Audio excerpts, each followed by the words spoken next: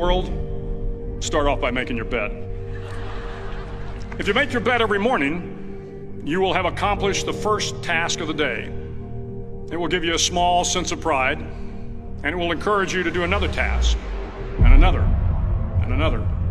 And by the end of the day, that one task completed will have turned into many tasks completed. Making your bed will also reinforce the fact that the little things in life matter. If you can't do the little things right, you'll never be able to do the big things right. And if by chance you have a miserable day, you will come home to a bed that is made, that you made. And a made bed gives you encouragement that tomorrow will be better. To pass SEAL training, there are a series of long swims that must be completed. One is the night swim.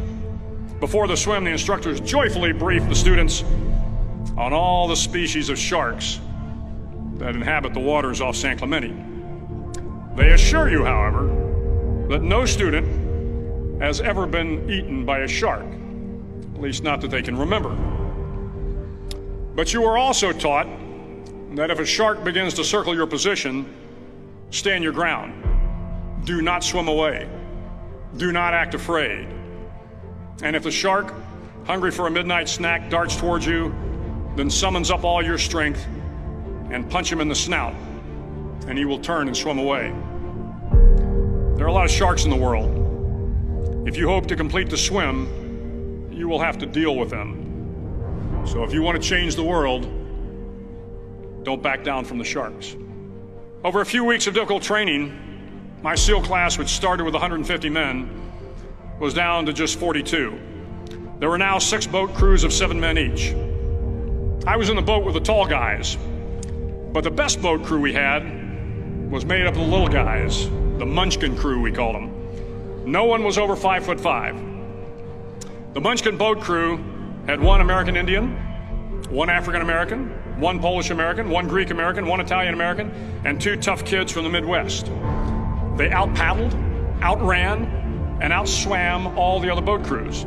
The big men in the other boat crews would always make good-natured fun of the tiny little flippers the Munchkins put on their tiny little feet prior to every swim. But somehow these little guys from every corner of the nation and the world always had the last laugh, swimming faster than everyone and reaching the shore long before the rest of us. SEAL training was a great equalizer.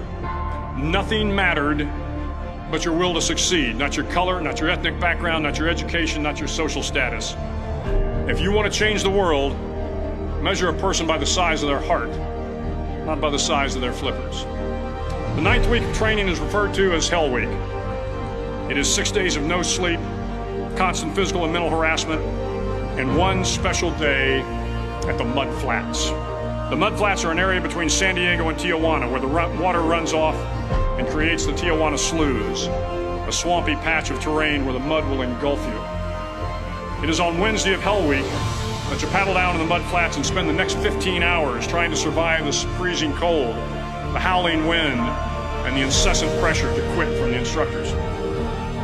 As the sun began to set that Wednesday evening, my training class, having committed some egregious infraction to the rules, was ordered into the mud. The mud consumed each man till there was nothing visible but our heads. The instructors told us we could leave the mud if only 5 men would quit. Only 5 men, just 5 men, and we could get out of the oppressive cold. Looking around the mud flat, it was apparent that some students were about to give up. It was still over 8 hours till the sun came up. 8 more hours of bone-chilling cold.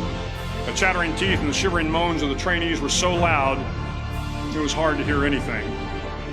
And then one voice began to echo through the night. One voice raised in song. The song was terribly out of tune, but sung with great enthusiasm. One voice became 2, and 2 became 3, and before long, everyone in the class was singing. The instructors threatened us with more time in the mud if we kept up the singing, but the singing persisted, and somehow the mud seemed a little warmer, and the wind a little tamer, and the dawn not so far away. If I have learned anything in my time traveling the world, it is the power of hope. The power of one person, a Washington, a Lincoln, King, Mandela, and even a young girl from Pakistan, Malala. One person can change the world by giving people hope. So if you want to change the world, start each day with a task completed. Find someone to help you through life. Respect everyone. Know that life is not fair and that you will fail often. But if you take some risks, step up when the times are the toughest, face down the bullies, lift up the downtrodden, and never ever give up. If you do these things, the next generation and the generations that follow will live in a world far better than the one we have today. And what started here will indeed have changed the world for the better.